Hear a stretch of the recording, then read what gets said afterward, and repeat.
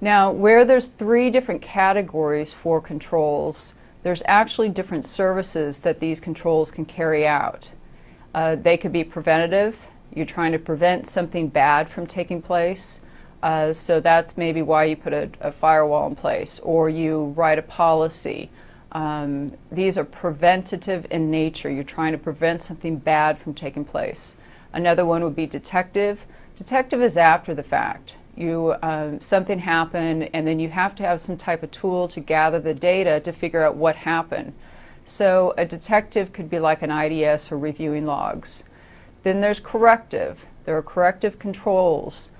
For example, if, let's say, a workstation got a virus, antivirus software can be configured to actually clean that file. That would be corrective. It's correcting the file and removing the virus information from it. Now, deterrent is another example. And deterrent means that you're trying to deter or tell somebody, look, we're serious about our security, so don't even try to break in here. And some people have a problem distinguishing between like preventative and deterrent. A deterrent is specifically so somebody knows and somebody sees that you're serious and you're trying to say, look, go move on to an easier target. For example, like a beware of dog, that's a deterrent. Or some companies have like fences and a guard shack out front, and there's no guards in there. There never has been, but that guard shack has been there specifically to be a deterrent so people think that they can't come directly in.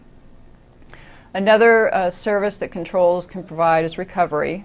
So after something bad happened, they recover. Maybe the data got corrupted and you need to use your backup data, those types of things.